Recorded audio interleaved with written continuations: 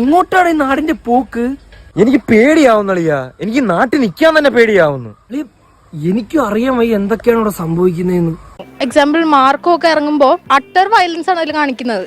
അതിൽ ഇൻസ്പയർ ആവുന്ന ആൾക്കാരുണ്ട്. അതിനൊന്നുമില്ലേ?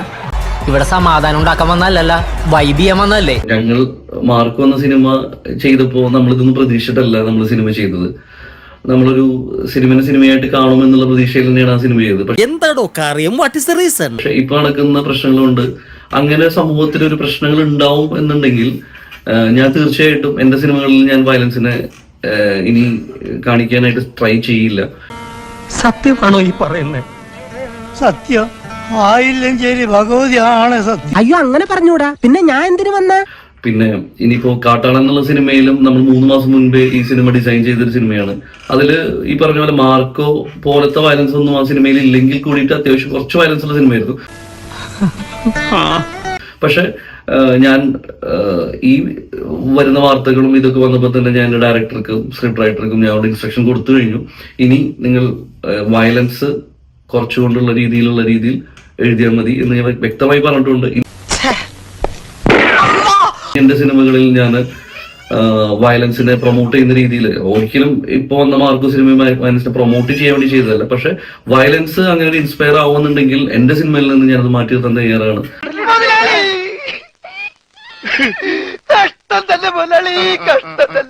കാരണം എനിക്ക് എന്റെ ഉത്തരവാദിത്തം ഉണ്ടെന്ന് വിശ്വസിക്കുന്ന ആളാണ് ഞാൻ. തീർച്ചയായിട്ടും ഇനി വയലൻസ് സിനിമകളിൽ പരമാവധി കുറച്ച് കാണിക്കുക എന്നുള്ളതായിരിക്കും എന്റെ ഉത്തരവാദിത്തം. കൊള്ളാം മോനെ, നിന്നെ നിരുത്സാഹപ്പെടുത്തുന്നില്ല. എനിക്ക് പരിപൂർണ വിശ്വാസമായി. ശ്രമിച്ചോളൂ.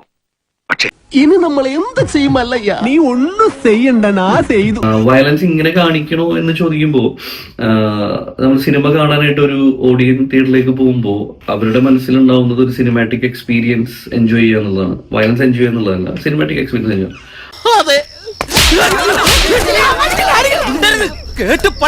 അപ്പോ ഈ സിനിമാറ്റിക് എക്സ്പീരിയൻസ് എൻജോയ് ചെയ്യാനായിട്ട് എപ്പോഴും അതിന്റെ ഒരു ഇന്റൻസ് കാണിക്കുമ്പോഴാണ് ആ ഒരു എക്സ്പീരിയൻസ് പൂർണ്ണതയിൽ എത്തുമെന്നാണ് തോന്നുന്നത്.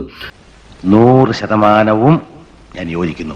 അപ്പോൾ ആ ഒരു വിശ്വാസത്തിലായിരിക്കും ഓരോ ക്രിയേറ്റീവ് ഡയറക്ടേഴ്സ് ആയാലും ക്രിയേറ്റീവ് മൈൻഡുള്ള എല്ലാവരും ചിന്തിക്കുന്നത്. അതിന്റെ ഒരു മാക്സിമം കൊടുക്കുക എന്നുള്ളതാണ്. അപ്പൊ ആ ഒരു വിശ്വാസത്തിലായിരിക്കും കൊടുത്തിട്ടുണ്ടാവുക. തെറ്റായ ഒരു മെസ്സേജ് കാണിക്കാനല്ല ഒരിക്കലും അങ്ങനെ ചെയ്യുന്നത്. എന്നെ കഷ്ടല്ലേ, കോമൺ സെൻസ് ഇല്ലാത്തതിന്റെ കുഴപ്പേ.